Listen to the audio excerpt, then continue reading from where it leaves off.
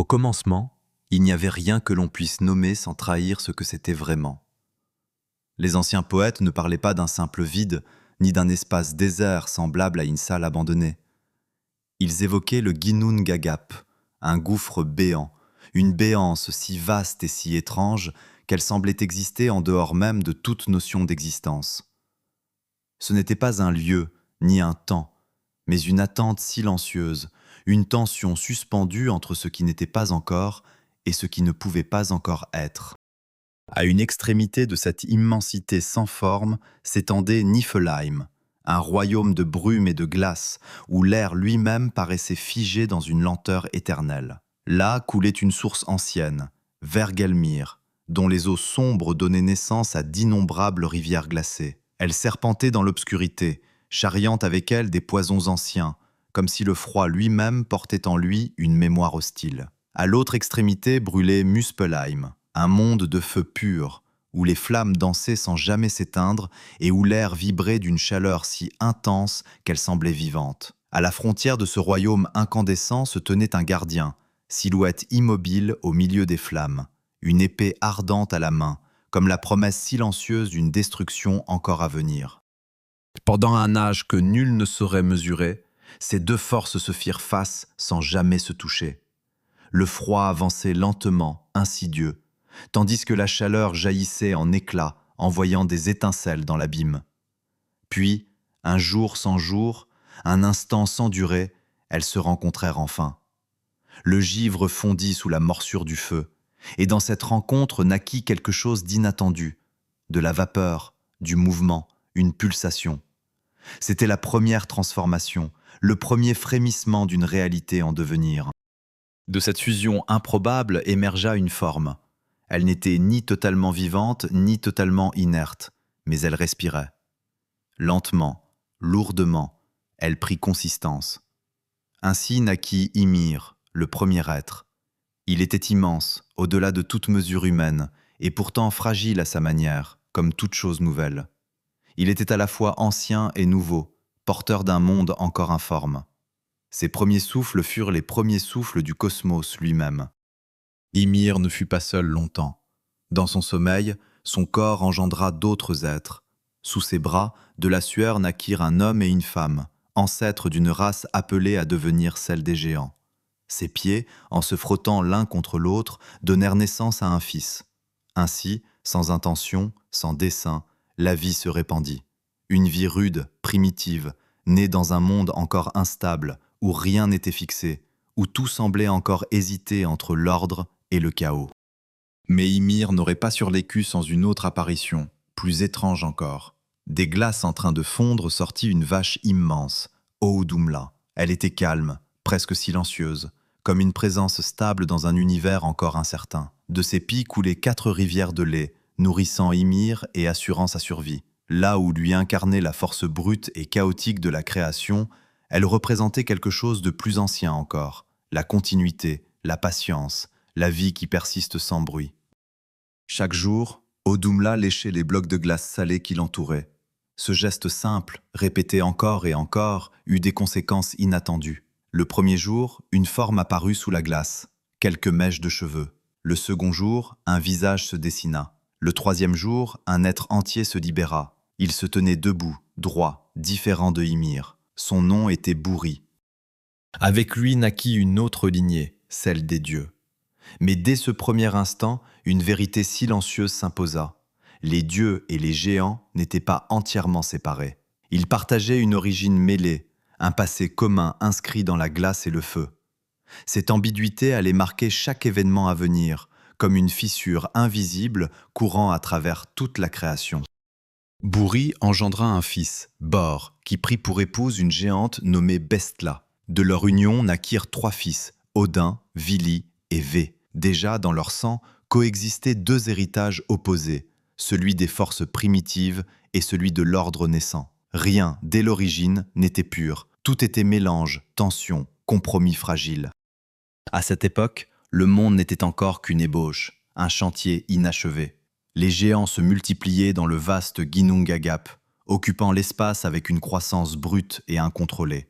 Les 3 jeunes dieux observaient cette expansion avec une inquiétude grandissante. Les anciens récits ne disent pas clairement ce qui les poussa à agir. Peut-être craignaient-ils d'être submergés. Peut-être sentaient-ils que ce monde ne pouvait se stabiliser sans un acte radical. Ou peut-être, plus simplement, la création exigeait-elle un premier sacrifice. Car dans cet univers naissant, tout semblait obéir à une loi tacite. Rien ne pouvait exister sans qu'autre chose ne soit détruit. La vie appelait la mort. L'ordre exigeait la rupture. Et quelque part, dans le silence encore jeune du monde, cette vérité attendait d'être accomplie. Odin et ses frères se levèrent. Ils regardèrent Ymir, non pas comme un ancêtre, mais comme un obstacle. Et dans ce regard, le destin prit forme. Le geste ne fut pas précédé de grands discours, ni accompagné de serments solennels. Dans les récits anciens, tout semble se produire avec une simplicité presque brutale, comme si l'acte lui-même était inévitable, inscrit dans la structure du monde avant même que les dieux n'en aient conscience. Odin et ses frères ne consultèrent ni les vents, ni les ombres. Ils agirent, et ce faisant, ils accomplirent ce qui allait devenir le premier crime de l'univers, un meurtre si vaste qu'il donnerait naissance à tout ce qui existe. Ymir, l'ancêtre des géants, celui dont le corps avait donné naissance à toute une race, tomba sous leurs coups.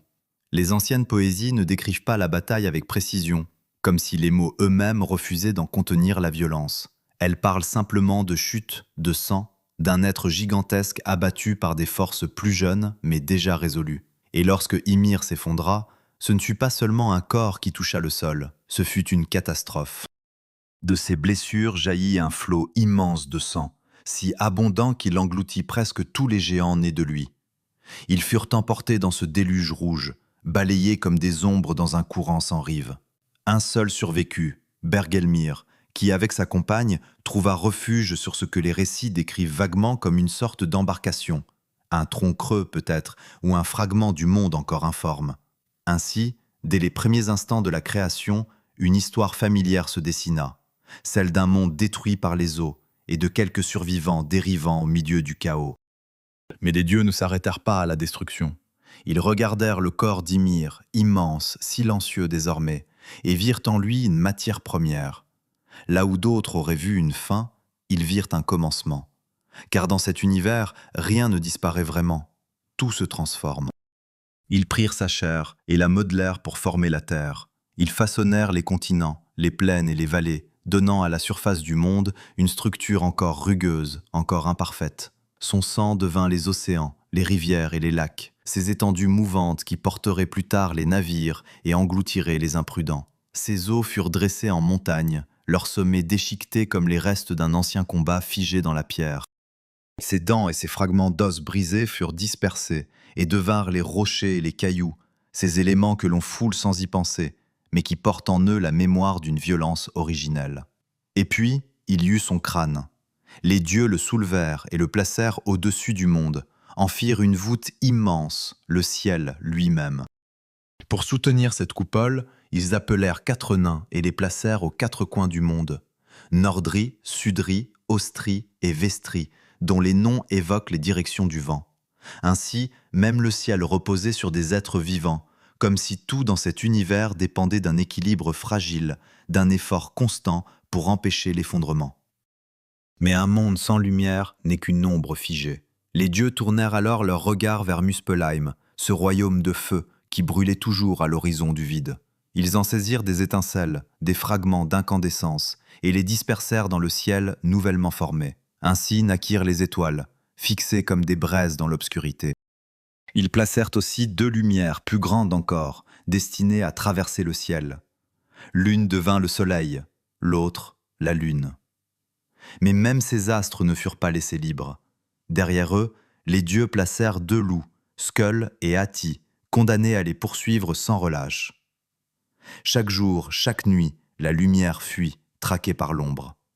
Et déjà dans cette course se dessinait la promesse d'une fin, car un jour, les loups atteindraient leur proie. Même les nuages portaient la trace d'Ymir.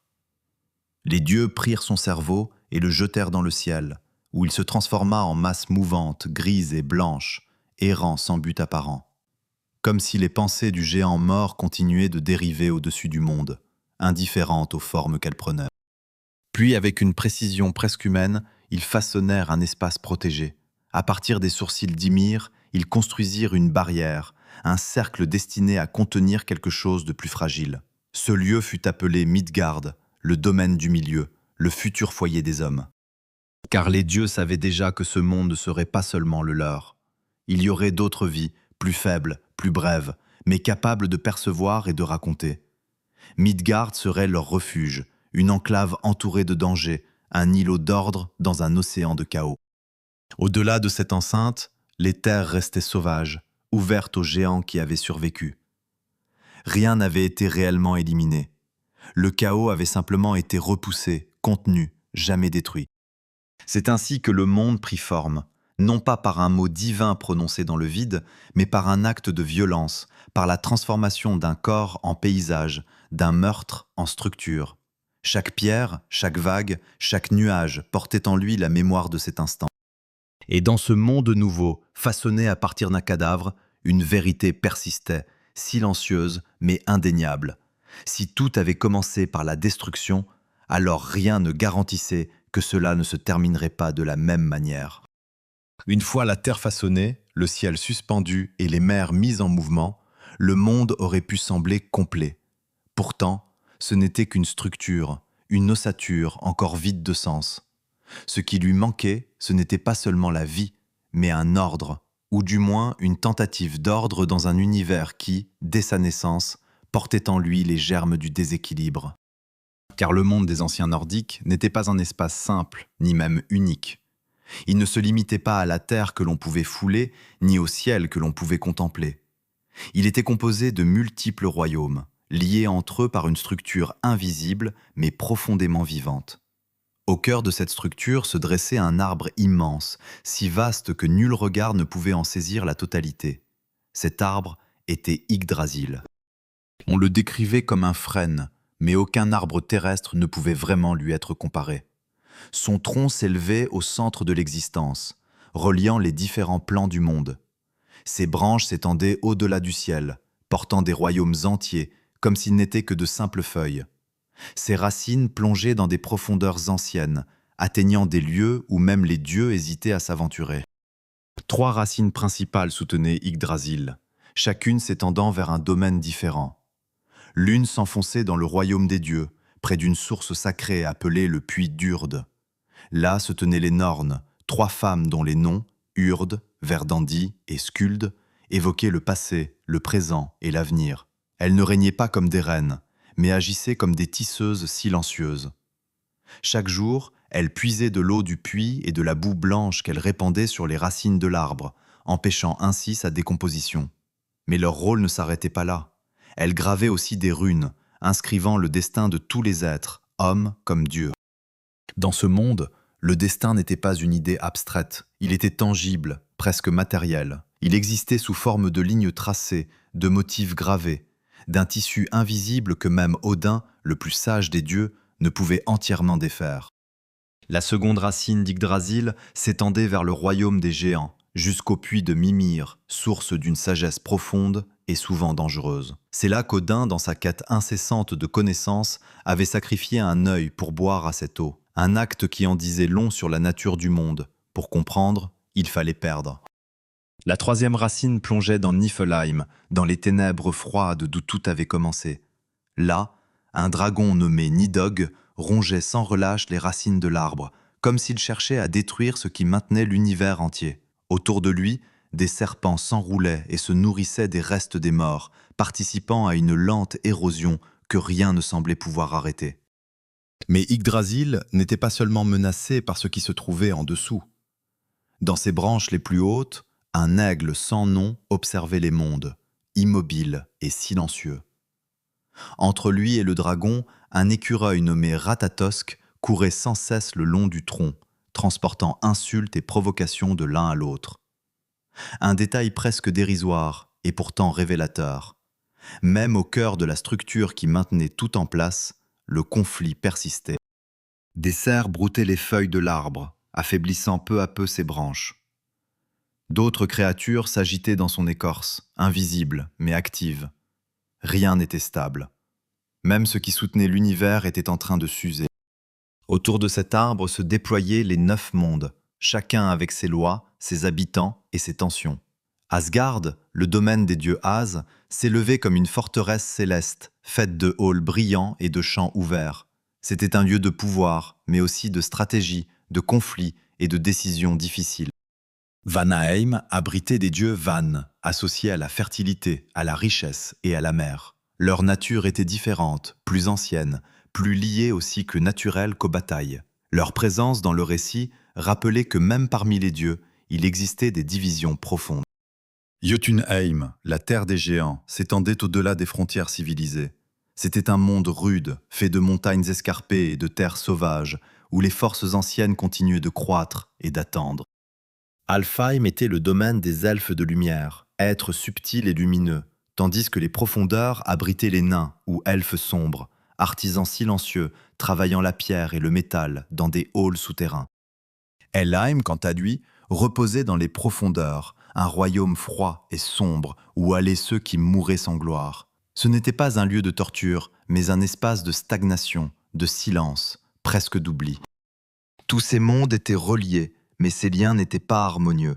Ils étaient tendus, fragiles, toujours menacés. L'univers nordique n'était pas une symphonie, mais une tension constante, un équilibre instable maintenu par des forces qui s'opposaient sans jamais s'annuler.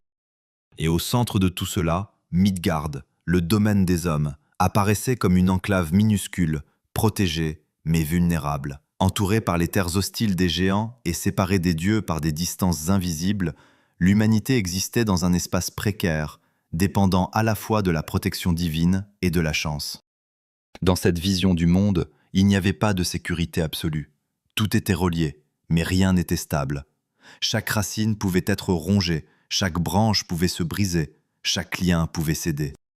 Et pourtant, malgré cette fragilité, ou peut-être à cause d'elle, le monde continuait d'exister. Non pas dans la paix, mais dans une lutte constante contre l'effondrement.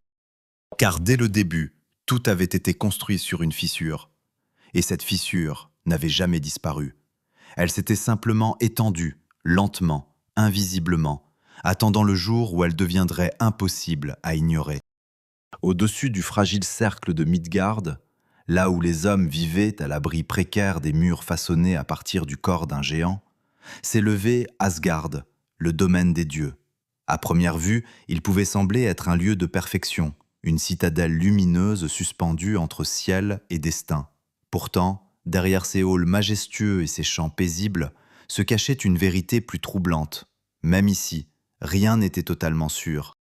Les récits transmis à travers les siècles, notamment par les poètes et chroniqueurs comme Snorri Sturluson, permettent d'imaginer Asgard comme une ville vivante, faite de palais imposants et de routes traversant de vastes plaines. Le plus grand de ces halls était Valaskjalf, où Odin siégeait sur son trône élevé, Lidskjalf, d'où il pouvait observer tous les mondes. Ce pouvoir de vision totale aurait pu être celui d'un dieu serein, mais chez Odin, il nourrissait surtout une inquiétude constante. Voir tout, c'était aussi percevoir les signes de la fin. Odin n'était pas un souverain tranquille. Il était le dieu de la sagesse, mais aussi de l'obsession. Son savoir ne lui avait jamais été offert. Il l'avait arraché, morceau par morceau, à la réalité elle-même. Il avait sacrifié un œil pour boire à la source de Mimir, acceptant de ne jamais voir pleinement le monde pour mieux le comprendre. Il s'était suspendu lui-même à Yggdrasil, transpercé par sa propre lance, pendant 9 nuits, afin de découvrir les runes, ces symboles porteurs de pouvoir et de connaissance. Chaque vérité qu'il possédait avait un prix. Et plus il apprenait, plus il comprenait que même les dieux n'échappaient pas au destin. Autour de lui, Asgard vivait. Thor, son fils, parcourait les mondes comme une tempête incarnée. Là où Odin réfléchissait, Thor frappait. Il portait Mjolnir, un marteau capable de revenir dans sa main après chaque lancer et dont la puissance égalait celle des orages. Protecteur de Midgard, il était le dieu auquel les hommes s'adressaient lorsque le ciel se déchaînait. Mais malgré sa force, Thor n'était pas invincible. Il était parfois trompé, parfois ridiculisé, comme si la puissance brute ne suffisait jamais à garantir la maîtrise du monde. Non loin de lui se trouvait Freya, déesse de l'amour, du désir et de la magie, mais aussi de la mort, car elle recevait une part des guerriers tombés au combat, partageant avec Odin le destin des âmes héroïques. En elle, la beauté et la guerre coexistaient sans contradiction, rappelant que dans cet univers, les opposés ne s'excluaient jamais totalement. Son frère incarnait quant à lui la fertilité, la prospérité et la paix. Il était lié à la terre, aux récoltes, au cycle naturel. Pourtant, même ses forces vitales n'étaient pas à l'abri du destin. Dans les récits à venir, sa douceur et son attachement à l'ordre naturel se heurteraient à des forces qu'il ne pourrait contenir. Il y avait aussi Tyr, dieu du courage et des serments, dont la droiture contrastait avec les ruses d'autres dieux. Heimdall, le gardien du pont Bifrost, veillait sans relâche, capable d'entendre l'herbe pousser et la laine croître sur le dos des moutons. Frigg, épouse d'Odin, connaissait le destin de tous, mais gardait ses connaissances pour elle, comme si les mots eux-mêmes pouvaient hâter ce qui devait arriver. Tous ces dieux vivaient ensemble, partageant repas, batailles et conseils. Pourtant, leur unité n'était pas née de la paix, mais d'un compromis fragile. Car avant cette coexistence, il y avait eu la guerre. Les As et les Vannes, deux familles divines aux origines et aux pouvoirs différents, s'étaient affrontées dans un conflit ancien dont les récits ne donnent que des fragments. Tout aurait commencé avec une femme nommée Gulveig, associée à l'or et à la magie. Les As, méfiants face à son influence, l'avaient brûlée et transpercée de lances. Mais elle revint, encore et encore, refusant de mourir. Ce cycle de destruction et de renaissance alimenta la méfiance, puis la haine. La guerre éclata. Les dieux eux-mêmes détruisirent ce qu'ils avaient construit, brisant leurs propres murs, lançant leurs armes dans un conflit sans vainqueur. Finalement, incapables de triompher, ils firent la paix. Mais cette paix ne fut pas pure. Elle fut scellée par un échange d'otages, comme entre deux peuples humains méfiants. Ainsi, Njord et ses enfants, Freyr et Freya, vinrent vivre à Asgard, tandis que les As envoyèrent Önir et Mimir chez les Vannes. Mais même cette alliance porta en elle une trahison. Lorsque les Vannes réalisèrent que Önir dépendait entièrement de la sagesse de Mimir, ils décapitèrent ce dernier et renvoyèrent sa tête à Odin. Odin, refusant de perdre cette source de connaissances, conserva la tête grâce à la magie, la consultant comme un oracle silencieux. Ainsi, même la paix entre les dieux était bâtie sur la mutilation et la méfiance. Entre Asgard et Midgard s'étendait le pont Bifrost, souvent imaginé comme un arc-en-ciel flamboyant. Il reliait les mondes, permettant aux dieux de se rendre parmi les hommes. Mais ce pont, aussi magnifique soit-il, n'était pas éternel. Les récits disaient déjà qu'il se briserait un jour, incapable de supporter le poids des forces qui viendraient à la fin des temps. Heimdall veillait à son entrée, immobile, attentif, tenant à portée de main son corps. Un jour, il le soufflerait, et ce son marquerait le début de la fin. Car même au sommet de leur puissance, les dieux savaient. Ils savaient que tout cela, leur hall, leurs alliances, leurs victoires, n'étaient que temporaires. Chaque rire partagé, chaque banquet, chaque bataille gagnée portait en lui une ombre. Ils n'étaient pas immortels au sens où rien ne pouvait les atteindre. Ils étaient simplement plus durables que les hommes, mais liés au même tissu de destin. Et ce tissu, tissé par les Norns, ne pouvait être défait. Ainsi, Asgard n'était pas un paradis. C'était une forteresse bâtie contre une fin annoncée, un lieu de lumière suspendu au-dessus d'un abîme qui, lentement mais sûrement, continuait de s'ouvrir. Parmi les dieux d'Asgard, certains inspiraient le respect, d'autres la crainte, quelques-uns l'amour. Mais il en existait un que nul ne pouvait véritablement définir ni enfermer dans une seule nature. Son nom était Loki, et dès ses premières apparitions dans les récits, il portait en lui quelque chose d'instable, comme une étincelle prête à devenir incendie. Les anciens poètes eux-mêmes semblaient hésiter lorsqu'ils parlaient de lui. Était-il un dieu, un géant, ou quelque chose d'autre encore ? On disait que son père, Farbauti, était lié à la violence du feu ou de la foudre, et que sa mère, Laufey, portait un nom évoquant les feuilles, quelque chose de fragile, presque végétal. De cette union étrange entre la brutalité et la délicatesse naquit Loki, comme si sa nature entière reposait sur une contradiction impossible à résoudre. Il marchait parmi les As comme l'un des leurs, partageant leurs repas, leurs aventures, leurs secrets. Pourtant, il n'était jamais complètement accepté. Il était invité, toléré, parfois même apprécié, mais jamais pleinement intégré. Il vivait dans cet espace incertain entre l'intérieur et l'extérieur, et c'est précisément là qu'il trouvait sa force. Loki était beau, disent les récits, avec des traits fins et un regard vif, toujours en mouvement. Mais ce n'était pas sa beauté qui marquait les esprits, c'était son esprit lui-même. Rapide, imprévisible, capable de trouver des solutions là où les autres ne voyaient que des impasses. Il comprenait les failles du monde, non pas pour les réparer, mais pour les exploiter. Sa nature de métamorphe le rendait encore plus insaisissable. Il pouvait devenir une mouche, un poisson, une jument ou une vieille femme, traversant les frontières du corps et du genre avec une aisance troublante. Dans un univers où chaque être semblait défini par sa nature, Loki était l'exception, et cette exception le rendait à la fois précieux et dangereux. Odin, plus que les autres, voyait en lui une utilité. Certains récits racontent qu'ils avaient mêlé leur sang, jurant une forme d'alliance qui allait au-delà des simples paroles. Odin, toujours avide de connaissances et de stratégie, savait que la force brute ne suffisait pas.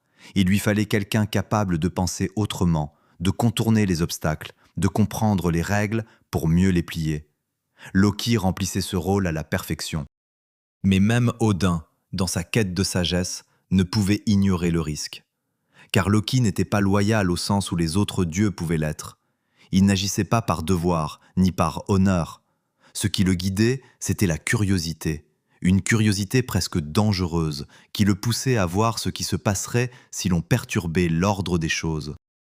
Avec Thor, sa relation était encore plus complexe. Ils voyageaient souvent ensemble, formant un duo étrange où la force et la ruse se complétaient. Dans certaines histoires, Loki aidait Thor à récupérer son marteau volé ou à déjouer les pièges des géants.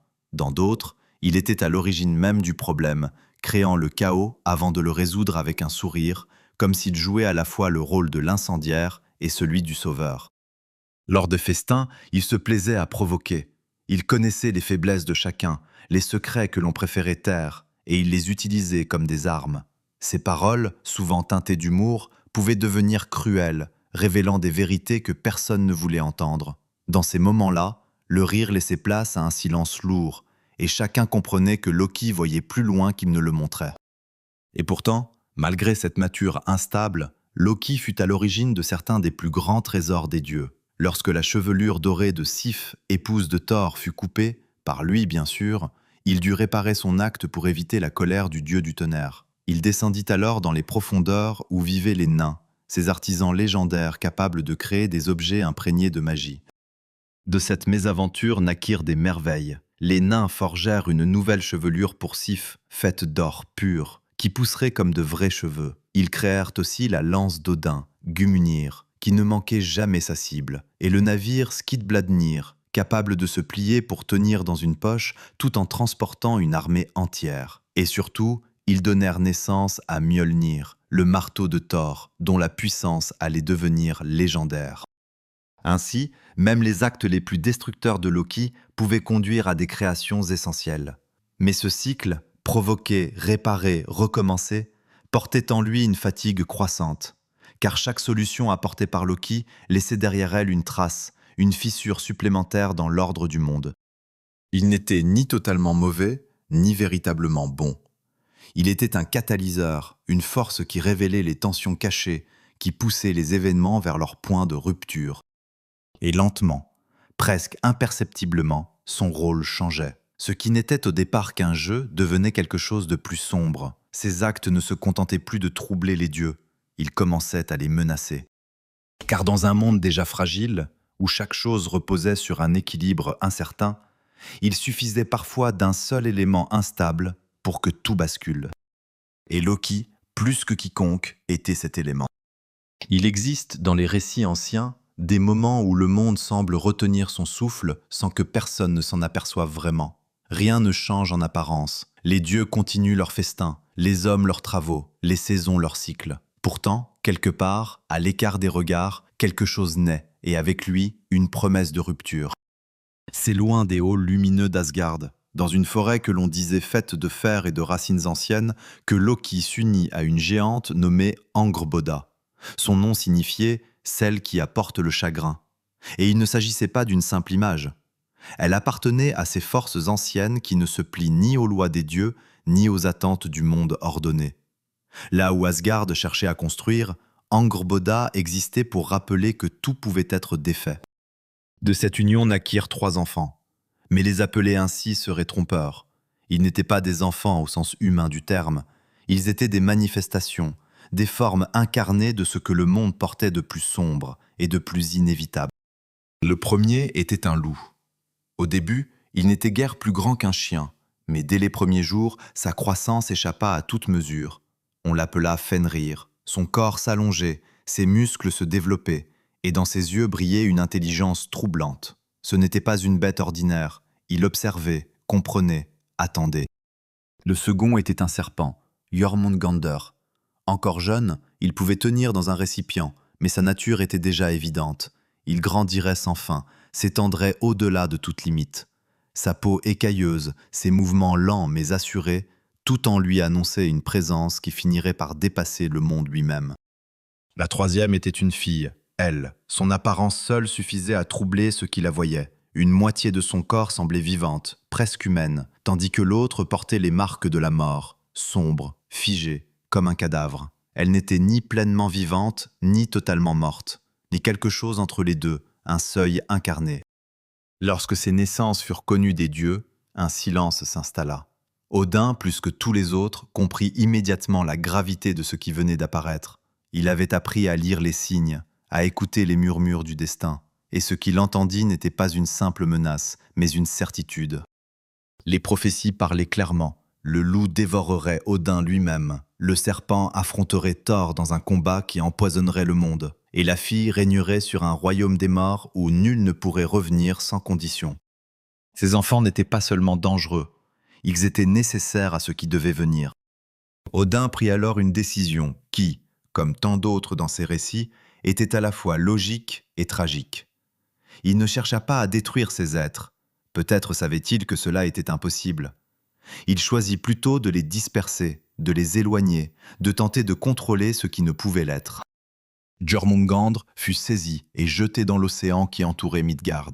Là, dans les profondeurs sombres, il continua de grandir. Jour après jour, année après année, son corps s'étendit jusqu'à entourer le monde entier. Finalement, il mordit sa propre queue, formant un cercle parfait, une limite vivante entre la terre et l'inconnu. Sous les vagues, invisible mais omniprésent, il attendait. Elle, quant à elle, fut envoyée dans un royaume profond, froid et éloigné de la lumière. Ce lieu prit son nom, Helheim. Là, elle devint souveraine d'un domaine où allaient ceux qui mouraient sans gloire, les malades, les vieillards, les oubliés. Son palais n'était pas fait de richesses, mais de symboles austères, des tables nommées faim, des lits appelés maladie, des rideaux faits de misère. Elle ne torturait pas, elle ne jugeait pas, elle régnait simplement dans un silence absolu. Mais c'est Fenrir qui posa le plus grand problème. Contrairement aux autres, il ne pouvait être exilé sans risque. Il était déjà trop proche, déjà trop présent. Les dieux décidèrent de le garder à Asgard, pensant qu'en le surveillant, il pourrait contenir son développement. C'était une erreur, ou peut-être une nécessité déguisée en choix. Fenrir grandit parmi eux. Chaque jour, il devenait plus grand, plus fort. Ses pas faisaient trembler le sol, ses mâchoires pouvaient déjà broyer ce que même les armes des dieux peinaient à entamer. Et pourtant, il ne se montrait pas hostile. Il observait, toujours, apprenant les habitudes de ceux qui l'entouraient. Un seul dieu osa s'approcher de lui sans crainte. Tyr. Dieu du courage et des serments, il voyait en Fenrir non seulement une menace, mais aussi une responsabilité. Il le nourrissait, lui parlait, créant entre eux une relation fragile, presque humaine. Mais cette proximité ne pouvait durer, car plus Fenrir grandissait, plus les dieux comprenaient qu'ils avaient laissé entrer quelque chose qu'ils ne pourraient jamais contrôler. Ils se réunirent, discutèrent, hésitèrent. Le souvenir des prophéties pesait sur chaque décision. Ils savaient ce qui devait arriver, mais ils espéraient encore pouvoir retarder l'inévitable. Alors ils décidèrent de l'enchaîner. Ce choix marqua un tournant, car jusque-là les dieux avaient tenté de maintenir l'ordre. À partir de cet instant, ils commencèrent à agir par peur. Et la peur dans ce monde ne menait jamais à la paix. Les dieux d'Asgard avaient longtemps vécu dans l'illusion qu'ils pouvaient contenir le danger par la vigilance, qu'en gardant Fenrir près d'eux, sous leurs yeux, ils pourraient maîtriser ce qui avait été annoncé par les prophéties. Mais à mesure que le loup grandissait, cette illusion se fissurait. Ce n'était plus une question de force ou de stratégie, c'était une question de temps. Fenrir n'était plus une créature que l'on pouvait ignorer. Il se mouvait dans les plaines d'Asgard comme une montagne vivante. Ses pas creusaient la terre, son souffle lui-même semblait porter une chaleur inquiétante, et ses mâchoires, lorsqu'elles s'ouvraient, donnaient l'impression de pouvoir engloutir le ciel. Les poètes disaient que sa mâchoire inférieure touchait la terre, tandis que la supérieure frôlait les cieux. Image exagérée peut-être, mais révélatrice de la peur qu'il inspirait. Les dieux commencèrent à se réunir plus souvent, à parler à voix basse, à échanger des regards lourds de non-dits. Aucun ne souhaitait être celui qui prononcerait la décision, mais tous savaient qu'elle était inévitable. Fenrir devait être enchaîné. Ils commencèrent par une approche prudente, presque ludique. Ils forgèrent une lourde chaîne, solide, massive, et la présentèrent au loup comme un défi. Ils lui parlèrent de sa force, de sa grandeur, de la gloire qu'il tirerait à prouver qu'aucun lien ne pouvait le retenir. Fenrir, fier et curieux, accepta. Ils enroulèrent la chaîne autour de lui. Pendant un instant, elle sembla tenir. Puis, d'un simple mouvement, il se libéra. Le métal céda comme s'il n'avait jamais été forgé pour contenir une telle puissance. Les dieux rirent, mais ce rire sonnait faux. Derrière leur sourire se cachait une inquiétude grandissante. Ils fabriquèrent une seconde chaîne, plus lourde, plus épaisse, forgée avec davantage de soin. Encore une fois, ils proposèrent un jeu. Et encore une fois, Fenrir accepta. Cette fois, il dut forcer davantage, contracter ses muscles, pousser contre la résistance. Mais la chaîne finit par céder. Elle se brisa dans un fracas qui résonna dans toute la plaine. À cet instant, les dieux comprirent une chose essentielle.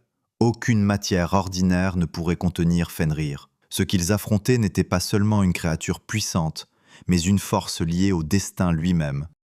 Ils se tournèrent alors vers les nains, ces artisans des profondeurs capables de créer ce que même les dieux ne pouvaient concevoir. Mais ce qu'ils demandèrent n'était pas une simple chaîne. Ils demandèrent l'impossible. Les nains forgèrent alors Gleipnir. À première vue, elle ne ressemblait à rien de menaçant. Fine, souple, presque délicate, elle évoquait davantage un ruban qu'une entrave. Mais sa nature était différente. Elle n'était pas faite de fer ni de pierre, mais d'éléments qui n'existaient presque pas, ou plus.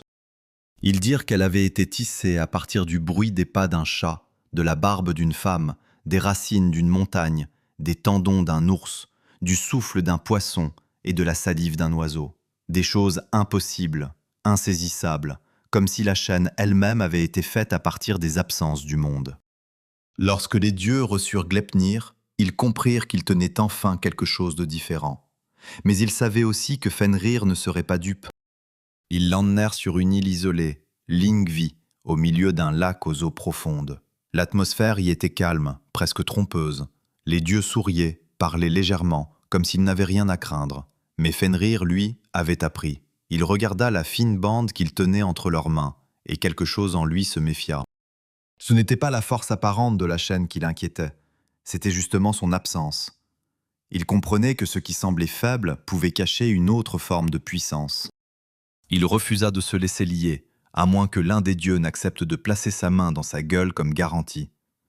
Si tout cela n'était qu'un jeu, alors il relâcherait cette main une fois libérée. Sinon, ce serait le prix de la tromperie. Un silence pesa sur l'assemblée. Aucun dieu ne bougea. Aucun ne voulut risquer sa main, ni sa vie. Tous comprenaient ce que signifiait ce geste. Puis Tyr s'avança. Il n'était ni le plus fort, ni le plus rusé, mais il était celui qui comprenait le mieux le poids d'un serment. Il avait nourri Fenrir, partagé avec lui une forme de confiance. Peut-être espérait-il encore que quelque chose de cette relation subsistait. Sans hésiter, il plaça sa main dans la gueule du loup. Les dieux attachèrent alors Gleipnir autour de Fenrir. Le ruban se resserra doucement, presque sans effort. Le loup tira, se débattit, tenta de se libérer. Mais plus il forçait, plus la chaîne se resserrait. Il comprit. Ce n'était pas un jeu, c'était une trahison. Dans un mouvement brusque, ses mâchoires se refermèrent. La main de Tyr fut arrachée. Le sang coula sur la terre, et avec lui, quelque chose d'autre. La dernière illusion d'honneur entre les dieux et la créature qu'ils avaient élevée. Les dieux fixèrent la chaîne au sol, la renforçant avec des pierres et des liens supplémentaires. Fenrir hurla, un cri si puissant qu'il sembla traverser tous les mondes. Pour le réduire au silence, ils enfoncèrent une épée dans sa gueule, maintenant ses mâchoires ouvertes. Sa salive coula, formant une rivière. Et ainsi, le loup resta, vivant mais immobilisé, enfermé dans une attente sans fin. Mais ce n'était pas une victoire. Car en le liant, les dieux n'avaient pas éliminé la menace, ils l'avaient nourrie. Ils avaient transformé une prophétie en certitude, une possibilité en destin inévitable. Fenrir ne serait pas oublié. Il ne pardonnerait pas. Et lorsque ces chaînes se briseraient, car elles se briseraient un jour, sa colère ne serait pas celle d'un instant. Elle serait celle de toutes les années passées dans l'immobilité, dans la douleur, dans la trahison. Dans ce monde, même les dieux ne pouvaient échapper aux conséquences de leurs actes. Et ce jour-là, sans le savoir, il venait de rapprocher la fin. Parmi les dieux d'Asgard, Balder était la lumière. Ses yeux brillaient d'une douceur presque divine, et son visage incarnait la beauté et la pureté. Il était aimé de tous, même des géants qui, dans leur vastesse et leur cruauté, ne pouvaient s'empêcher d'admirer ce qu'il représentait. Son rire, son allure radieuse, son esprit sage, tout en lui semblait répondre à une forme de perfection inaccessible. À ses côtés, les ténèbres du monde paraissaient lointaines, effacées par son simple passage. Mais dans un monde aussi fragile que celui des dieux, la lumière ne pouvait pas briller éternellement sans éveiller l'ombre. Et la prophétie, toujours plus présente dans les murmures des Nornes et les chuchotements du vent, annonçait que même Balder, cette incarnation de tout ce qui était pur, serait un jour détruit. Les rêves de Balder, à partir de cette prémonition, commencèrent à troubler ses nuits. Chaque nuit, il se réveillait en sueur, les mains tremblantes, le cœur lourd. Il rêvait de sa propre mort, une fin tragique et inexorable. Ses visions le hantaient. Il allait trouver un moyen d'y échapper, il en était certain. Frigg, sa mère, préoccupée par la souffrance de son fils, chercha à l'en protéger de toutes les manières possibles. Elle parcourut les mondes, intercéda auprès de toutes les créatures, demandant à chacune de jurer de ne pas nuire à son fils. Rien n'échappait à sa vigilance. Elle récolta ainsi des serments de toutes choses vivantes, des animaux aux éléments, en passant par les pierres et les plantes. La nature elle-même, telle une mère protectrice, se courba devant sa volonté. Mais il y avait une exception, une omission dans ce réseau de promesses, le gui. Petit, inoffensif, souvent négligé dans les forêts, le gui était considéré comme trop insignifiant pour mériter un serment. Frigg, dans sa confiance aveugle, ne pensa pas à lui, et la nature, dans sa complaisance, ne s'en inquiétait pas.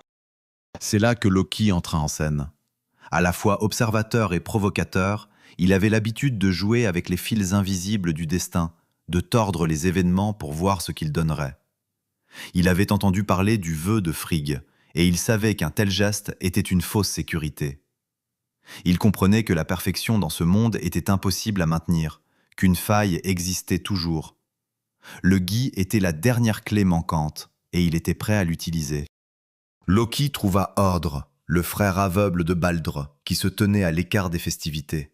Ce dernier, contrairement à son frère lumineux, était souvent oublié dans l'ombre. Il n'avait pas la grâce ni la beauté de Baldr, mais il portait en lui un cœur pur et une loyauté indéfectible. Loki l'approcha avec un sourire subtil, suggérant qu'il pourrait participer à un jeu. « Lance une flèche à Baldr, dit Loki, sachant que Œdre ne saurait refuser une telle demande. Œdre, sans comprendre, se saisit du gui, qu'il ne savait pas être la clé de la tragédie qui allait se déployer.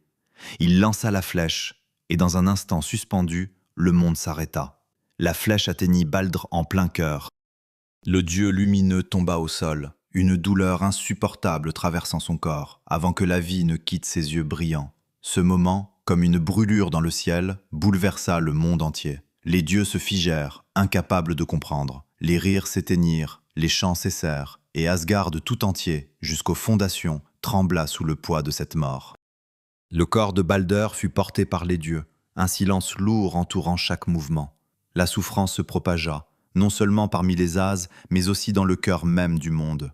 Car Balder n'était pas seulement un dieu parmi tant d'autres, il était la lumière qui illuminait l'univers tout entier. Sa disparition allait laisser un vide, un abîme. Frigg, dévastée, chercha désespérément un moyen de ramener son fils à la vie. Elle se rendit au royaume des morts et, avec une lueur d'espoir, négocia avec elle pour que son fils revienne. Mais la condition était cruelle. Elle consentirait à restituer Balder seulement si toute chose dans le monde pleurait sa mort. Les messagers furent envoyés, parcourant les terres, demandant à chaque créature, chaque élément, de verser des larmes pour le dieu tombé. Et la réponse fut un silence. Tout pleura, sauf une créature. Une géante, cachée dans les cavernes de Jotunheim, refusa de pleurer. « Je ne pleurerai pas pour ce dieu, dit-elle, car elle comprenait que le destin ne pouvait être défait. » Ainsi, la porte de la vie ne s'ouvrit pas. Balder demeura dans le royaume des morts, son absence marquant un avant et un après. Sa lumière, une fois éclatante, s'éteignit pour toujours, laissant derrière elle une ombre profonde. Les dieux, choqués par ce qui s'était passé, comprirent alors que l'équilibre de leur monde était brisé. Cette mort marquait la fin d'une ère de lumière. L'ombre, inévitablement, avançait. Le monde de Balder ne reviendrait pas. Le ciel, même dans ses étoiles, portait désormais la trace de cette perte. Et tout autour d'eux, dans les coins sombres, dans les royaumes lointains, les signes de la fin commençaient à se manifester. Le destin, indomptable et irrémédiable, avait fait un premier pas. Les murmures de la fin se propageaient dans l'air comme une brise lourde, portant avec elle l'odeur du changement. La mort de Baldr n'avait pas seulement marqué une perte pour Asgard, mais elle avait aussi brisé le dernier voile qui dissimulait la vérité. La fin du monde n'était plus un simple murmure dans les vents du destin. Elle était devenue inévitable, aussi certaine que la chute d'un arbre dont les racines sont déjà rongées par le temps. Mais ce qui rendait la prophétie encore plus troublante, c'était la certitude que ceux qui avaient fait naître cette réalité n'étaient autres que les dieux eux-mêmes. Et au cœur de ce cataclysme, il y avait Loki, celui qui avait semé la graine de la ruine. Au départ, Loki avait été un allié précieux pour les dieux. Il avait agi comme le catalyseur qui rendait possible leur victoire. Ses stratagèmes, ses ruses, sa capacité à manipuler les événements à sa guise étaient un don pour ceux qui cherchaient à régner sur un monde en constante guerre. Mais avec le temps, la beauté de l'ombre qu'il tissait laissait place à une menace plus sombre, plus insidieuse. Il n'était plus simplement un joueur dans le grand jeu des dieux. Il en était devenu la force déstabilisatrice, celle qui forçait le monde à regarder son propre chaos. Loki avait observé la mort de Baldr avec un sourire presque imperceptible, comme si tout cela faisait partie d'un plan plus vaste. Mais il n'était pas seul dans cette danse macabre. Ses enfants, les créatures qu'il avait engendrées, Fenrir, Jormungandr et Hel, étaient des symboles vivants du chaos que Loki lui-même avait libéré. Et alors que le monde s'effondrait lentement sous le poids de ses propres failles, Loki sentait qu'il était temps pour lui de briser les chaînes de sa propre existence. Les dieux l'avaient enfermé, oui, mais dans leur arrogance, ils avaient sous-estimé sa capacité à manipuler le destin. L'enchaînement de Fenrir, bien que symbolique d'un contrôle des forces du chaos, ne faisait qu'accroître la rancune du loup. Et si Fenrir se battait, si Jormungandr se mouvait dans les abysses et si Hel régnait sur les ombres de l'au-delà, Loki, lui, était déjà prêt à libérer toute cette violence. Lorsque les dieux l'emprisonnèrent dans les montagnes, ils le firent en pensant que l'humiliation et la douleur suffiraient à contenir sa puissance. Mais la douleur, chez Loki, était le terreau de son esprit. Là, dans les ténèbres où il se trouvait, il ne pensait pas à sa punition, mais à la vengeance qui, comme un serpent endormi, se réveillerait un jour. Il savait que ce jour arriverait, et il ne comptait pas attendre dans le silence. C'est alors que les signes commencèrent à s'intensifier. Le monde, déjà affaibli par la mort de Balder et la perte de lumière, se mit à trembler. Les premiers présages de Fimbulvetr, l'hiver sans fin, apparurent.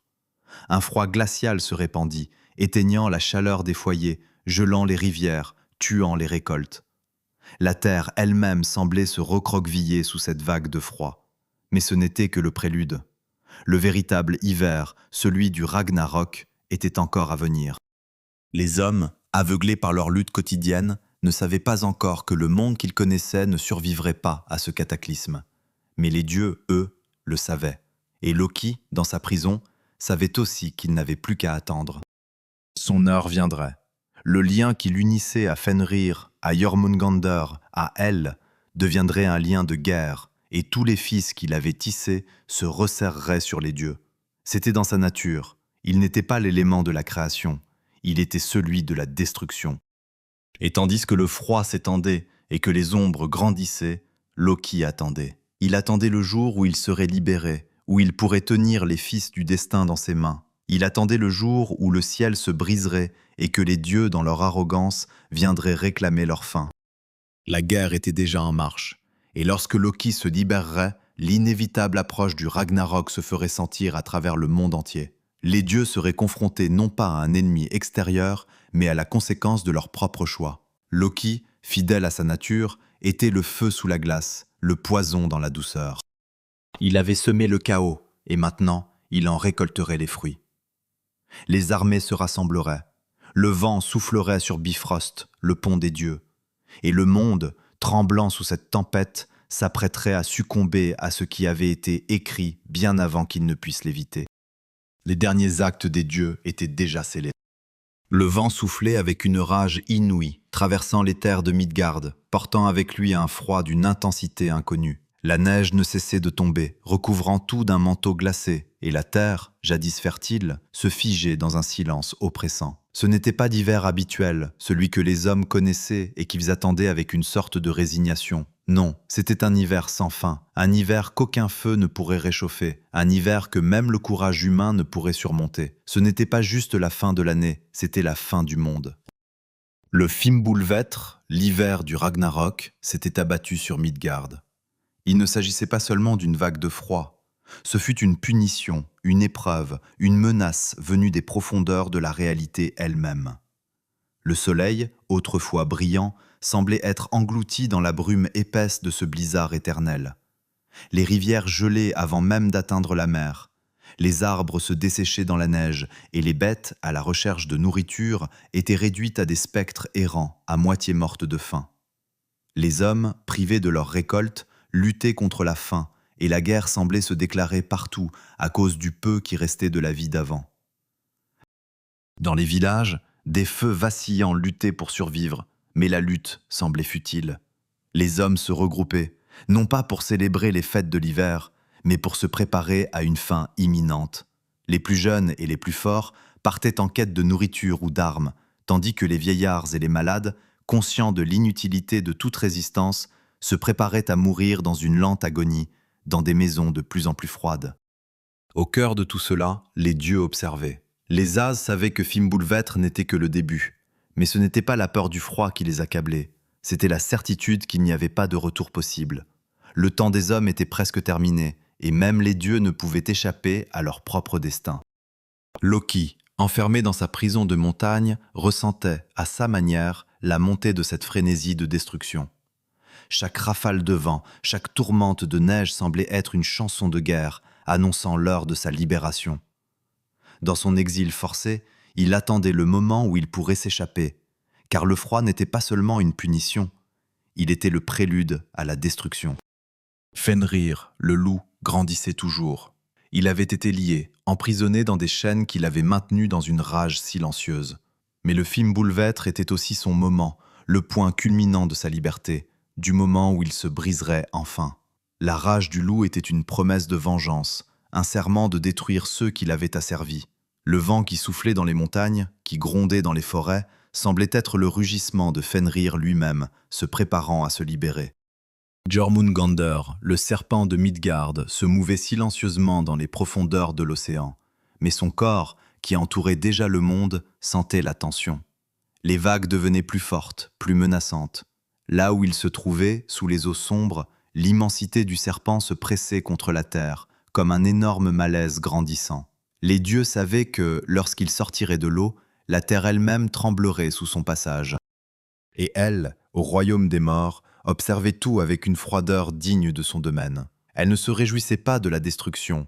Elle l'acceptait comme une certitude implacable. Elle n'était ni bienveillante ni malfaisante.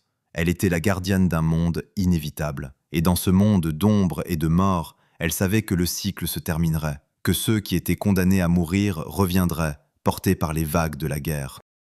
Dans la forteresse d'Asgard, les dieux se tenaient réunis. Ils étaient conscients de la montée inéluctable du chaos. Le Fimbulvetr était la porte ouverte du Ragnarok. Et alors que le vent soufflait, que la neige tombait sans fin, les dieux se demandaient s'il était encore possible d'éviter ce qu'ils avaient eux-mêmes engendré. Mais dans les yeux d'Odin, il n'y avait plus de doute. Ils savaient que le temps des espoirs était terminé. Le monde était désormais un champ de bataille. Le vent glacé du Fimbulvêtre portait le son des armées qui se formaient, des bruits de guerre, du métal qui s'entrechoquait, du sang qui allait être versé. Les armées des dieux et des géants se préparaient à se rencontrer sur le terrain, là où les fils du destin seraient tirés. Odin s'approcha de son trône. Il leva les yeux vers le ciel, vers les étoiles, cherchant des signes, des messages. Mais tout ce qu'il trouva fut l'obscurité. Le monde était prêt à mourir, et la fin des temps approchait, implacable. Le vent soufflait sur Asgard, la neige tombait sur Midgard, et le monde, comme une vaste horloge qui arrivait à son dernier tic, atteindait la fin. Le Fimbulvêtre annonçait plus que l'hiver. Il annonçait la fin de tout ce qui avait été. Et dans cette attente glacée, les dieux, les hommes, les géants, tous, chacun à leur manière, sentaient qu'ils étaient désormais liés par un même destin, celui du Ragnarok.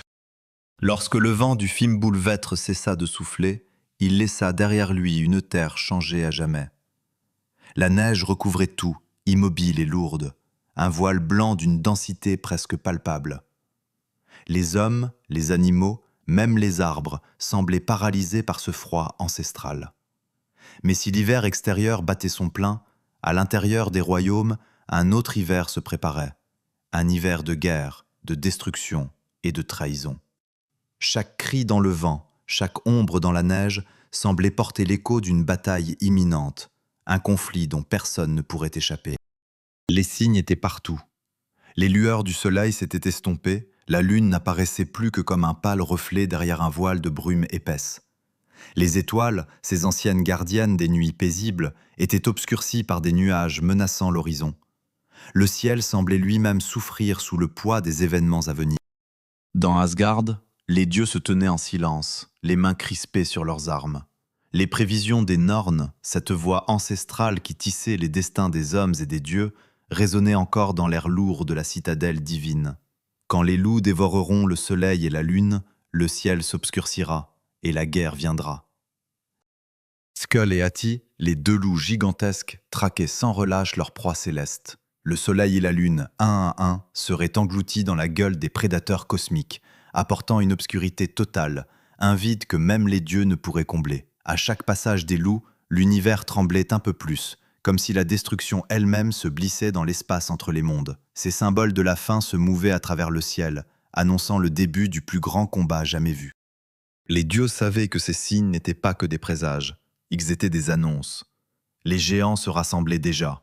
Le Bifrost, le pont arc-en-ciel reliant Asgard aux autres royaumes, commençait à se fissurer sous l'impact des énergies cosmiques. Le rouge des flammes de Muspelheim éclairait les ténèbres croissantes, et à l'horizon, les géants du feu se tenaient prêts à déferler sur le monde.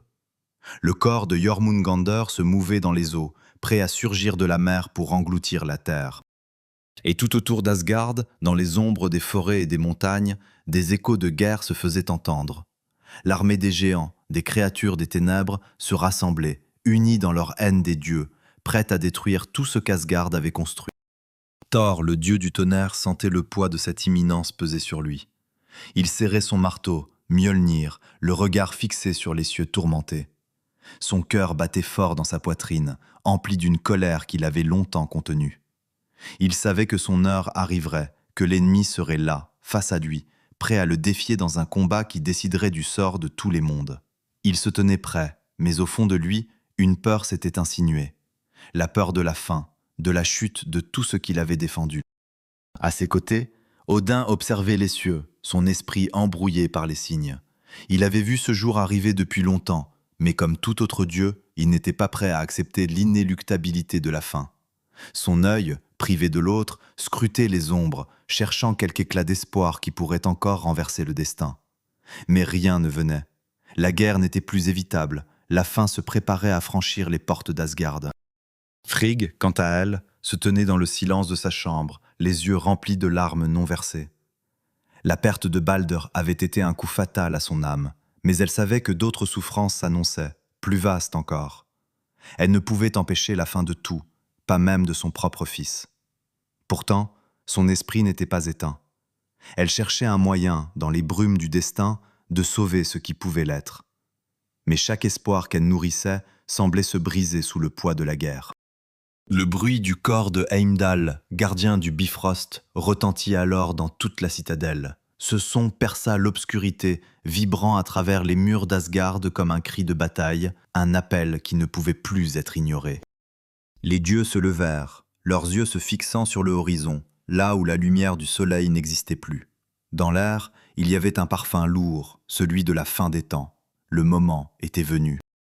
Odin se tourna vers les siens, un dernier souffle d'espoir dans son regard, mais aussi la résignation. La guerre commence, nous ne pouvons plus fuir. Les dieux se préparaient, sachant au fond d'eux que ce combat serait leur dernier. Les géants approchaient, la grande bataille des nations se déroulerait à l'aube de la destruction. Et ce ne serait pas seulement le monde des dieux qui tomberait, ce serait tout l'univers. Des ténèbres se refermèrent.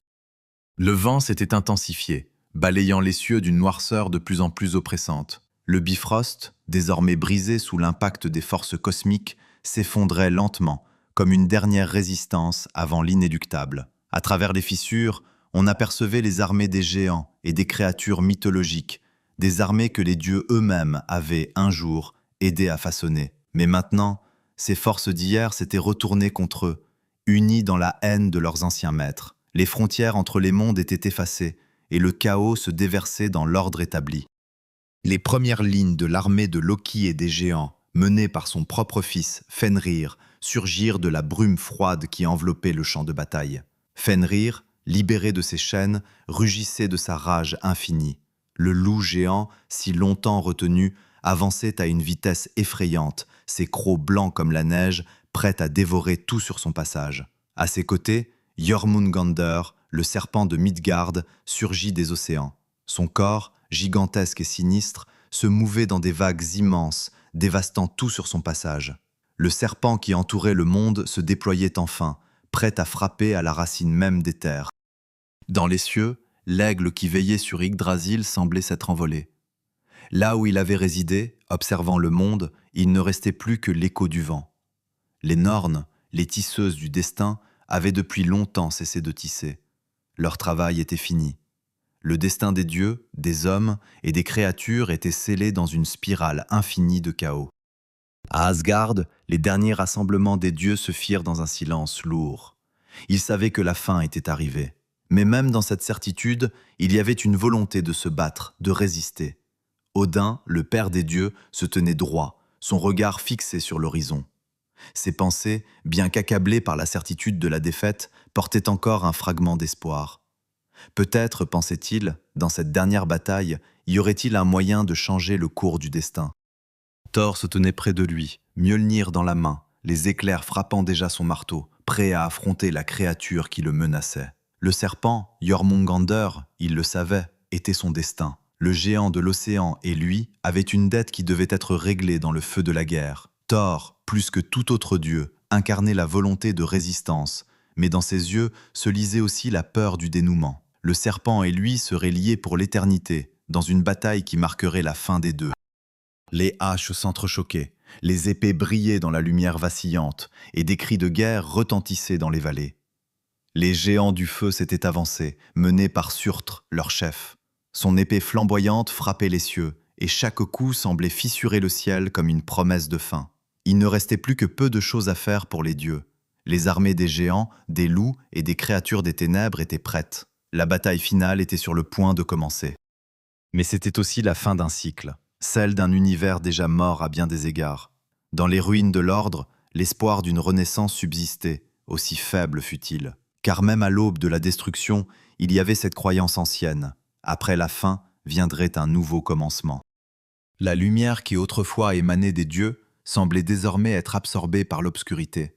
Les derniers vestiges d'Asgard se préparaient à affronter l'indomptable. Fenrir dévorait le ciel, Jormungandr secouait la terre, et les loups pourchassaient les étoiles. Loki, de son exil, observait la scène se dérouler. Chaque acte, chaque mouvement de guerre était une pièce du puzzle qu'il avait patiemment construit au fil des âges.